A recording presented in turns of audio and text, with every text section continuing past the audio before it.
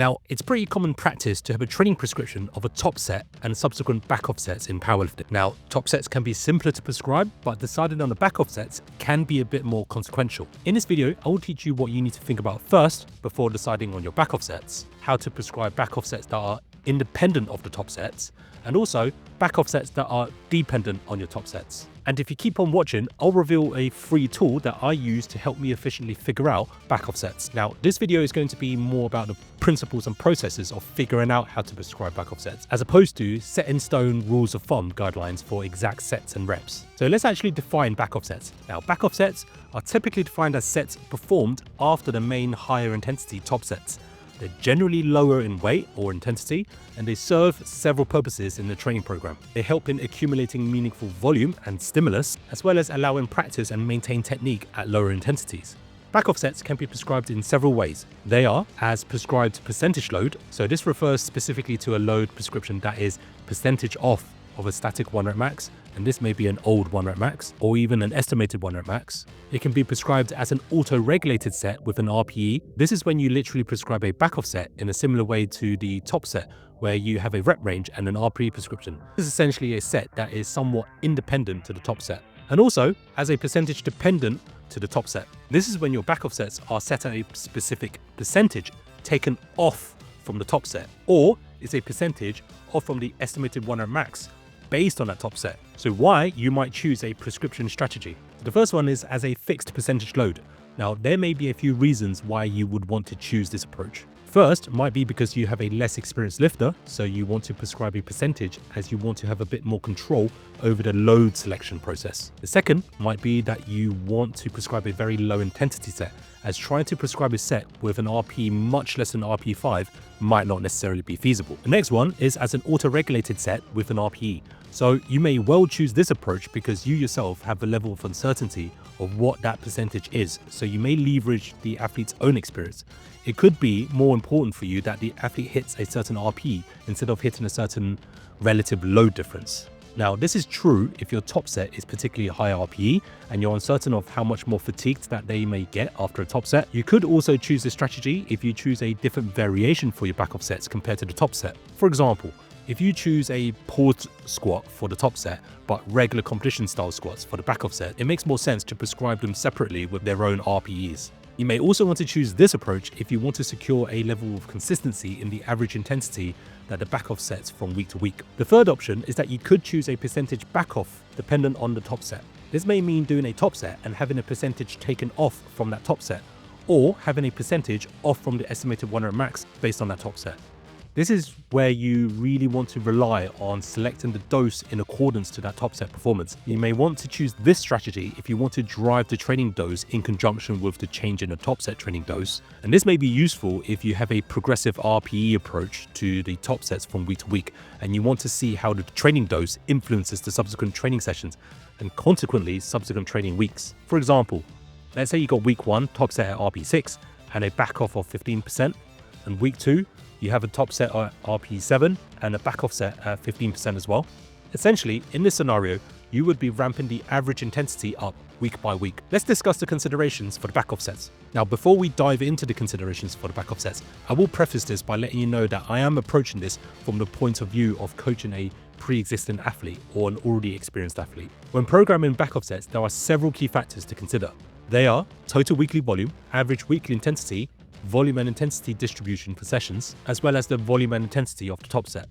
So let's talk about total weekly volume. Now, total weekly volume is a crucial factor to consider when programming back off sets. Now, when I talk about total weekly volume, I'm referring to the total amount of work, specifically sets and reps, performed across all of the training sessions in a week. Now, when designing your back off sets, you need to ensure that the volume they contribute aligns with your overall volume goals for that week. This helps manage the balance of workload distributed across all of the sessions. So in an ideal world, you have a rough idea of a target for the total reps, and if not, at least for the total sets. Next one is average weekly intensity. Now, average weekly intensity refers to the absolute intensity relative to a 1 rep max, i.e. percentage of your 1 rep max. Now, when programming back off sets, it's crucial to consider the target intensity range. Now, back off sets typically use lower weights, which balances out the high intensity of your top sets. This is essential for managing the training dose to match up with your overall target average intensity. Next one is volume and intensity distributions per session.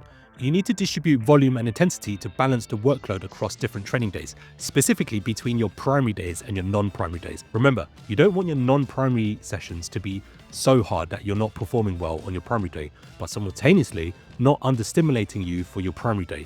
Now, back offsets play a crucial role in this distribution, particularly if you have a higher volume program. Volume and intensity of your top set. Now, the volume and intensity of your top set play a crucial role in determining the structure of your back offsets. Now, if you have a good idea of what your volume and intensity targets are, it will be easier to program your back offsets and around your top set. Now, if your top set is a particularly higher in intensity in percentage and RPE, you may need to adjust your back offsets accordingly to avoid too much short-term accumulated fatigue, especially if your top set is acutely fatiguing. Conversely, if your top set is relatively lighter, you may not need to necessarily back off the intensity that much more. Next consideration is lifter experience. Just so that you don't overthink the volume and intensity aspects when it comes to newer lifters. If you're going to be dealing with really experienced athletes, you are very likely going to need to pay a lot more attention to the various aspects of the training dose. Now, if the lifter hasn't hit a plateau, it's always useful to look towards training history that has worked well more recently. Now, within training history, what you want to pay attention to are the strings of training sessions that lead to good momentum in progress. Now, if you are dealing with an athlete that doesn't have much training history, then it may be useful to start with the general guidelines. Generally, prescribe lower ends of volume and intensity to begin with and dial the training dose up over time to assess the response. Next consideration is to change in training goals and context. Now, if you are changing the training goals of the next block, or if the context of the athlete has changed, this is going to influence how much you adjust the training doses. For example, let's say you're going into a transition block or a deloading block, or you're building on different movement patterns and you might choose to bring down the dose, which shows up as a decrease in volume and or intensity of the back offsets. So let's dive into figuring out how we go about programming back offsets that are independent of the top set.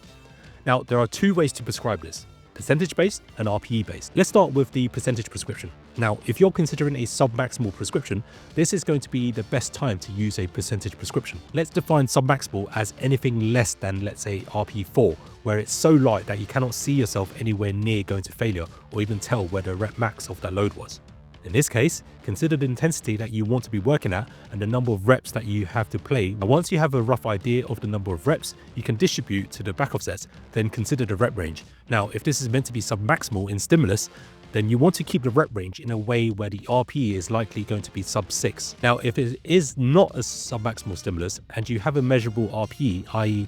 an RPE greater than 4, then you may want to consider the fatigability of the RPE prescription for the athlete. For example, let's say we've got an athlete that gets acute fatigue from doing anything at RPE 7 or greater, where if he did another set of that same weight that was performed initially at RPE 7, the RPE of the next set would be higher. Then you want to consider dropping the number of reps in that rep range so that they would be working at RPE 6 or less. So once you have a target intensity, the total reps for the back offsets, and the RPE cap, you can then use the RP percentage chart to figure out how many sets to spread the reps across. If, however, it's an RP prescription, you would use the same approach as the last one, except use the RP percentage chart to derive the RP prescription based on the target intensity. Let's say, for example, your target percentage is about 75%.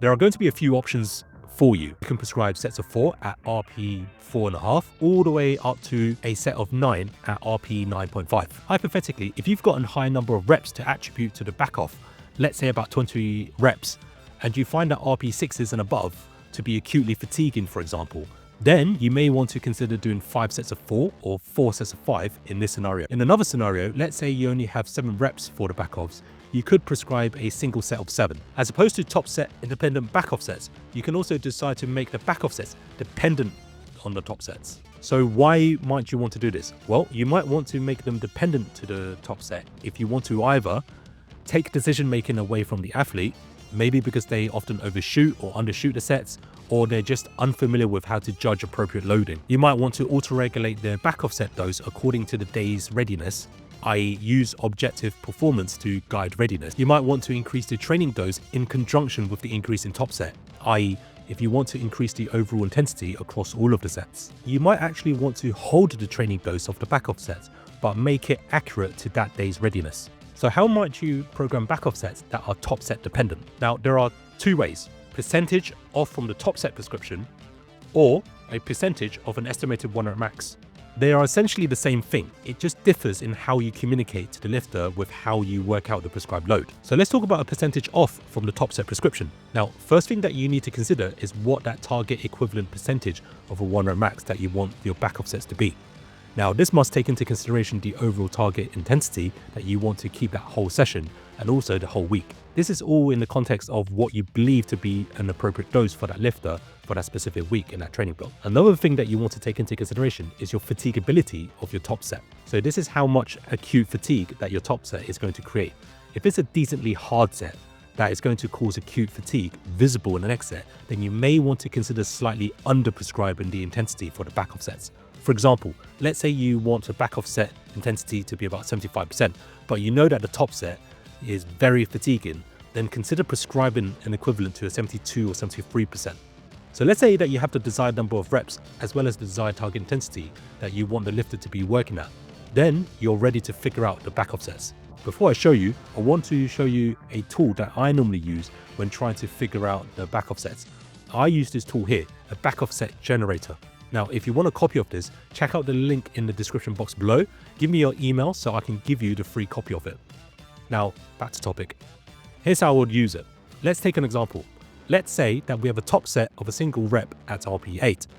Let's say I want the back offsets to be about 80%, and I have about 12 reps to attribute to it. According to this, I need to back off from my top set by about 13%. Now, I'm going to have a few options with how I would spread my reps out. I could go for 2 sets of 6 with an estimated RPE of about 8.5, 3 sets of 4 with an estimated RPE of 6.5, 4 sets of 3 with an estimated RPE of 5.5, or 6 sets of 2 with an estimated RPE of 4.5. Now, let's say this session is earlier on in the meso cycle, so I'd probably lean towards keeping the RPE down a bit more so we don't build up too much interset fatigue too much. Now, if I build up interset fatigue, I may inadvertently increase the equivalent percentage of a 1 rep max that the athlete would be working at, i.e. intensity. However, if you're dealing with an athlete that accidentally overshoots, there is a couple things that they could do. They could use a back offset generator and actually work out what they need to do. Otherwise, they can use 3% as an RPE unit.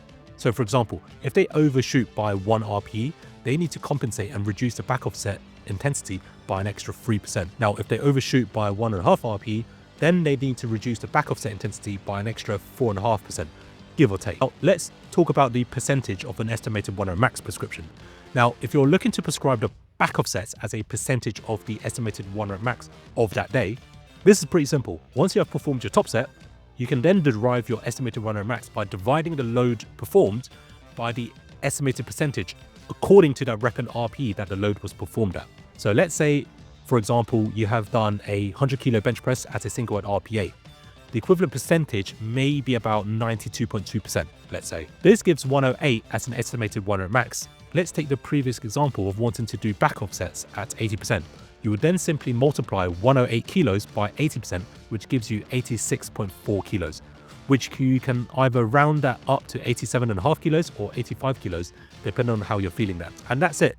So if you guys found this video useful, please click like and subscribe, and I'll see you guys on the next one.